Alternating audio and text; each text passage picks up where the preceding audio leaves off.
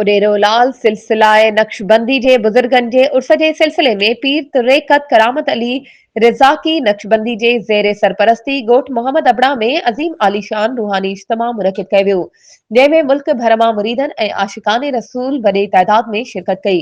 उर्स मुबारक जी तकरीब 2 ॾींहनि ताईं जारी आहे। तकरीब में तहरीक इत्तबा रसूल सल्लम पाकिस्तान जे तरफ़ां बेहतरीन कारकर्दगी ॾेखारींदड़ मुख़्तलिफ़ शख़्सियतुनि जिन में सहाफ़त, तालीम, समाजी ख़िदमत समेत अदब सां ताल्लुक़ रखंदड़नि खे तारीफ़ी सर्टिफिकेट ॾिना विया।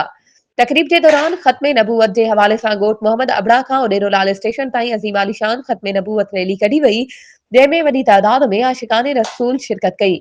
तकरीब में सिंध ऐं पंजाब जे मशहूर नात ख़्वाननि शिरकत कई। उन मौके ते बानी क़ायद तहरीक इत्तबा रसूल सल्लम पाकिस्तान जे बानी क़ायद पीर तरीक़त करामत अली रज़ाकी नक्शबंदी जो चवण हो त औलियाए कराम जी हमेशा शरीयत जी पैरवी जा दर्स ॾिना आहिनि। सुन्नत ऐं शरीयत मुहम्मदी ते अमल करणु घुर्जे ऐं दीन दुनिया जी कामयाबी नसीब थिए। आख़िर में उम्मत मुसलमान पाकिस्तान जी सलामती लाइ दुआ घुरी वई। वधीक ख़बरुनि ऐं अपडेट्स जे लाइ असांजे चैनल खे सब्सक्राइब कयो ऐं हा, बेल आइकन खे प्रेस करणु न विसारिजो त जीअं असांजी हर नई अचण वारी वीडियो तव्हां ताईं पहुचे।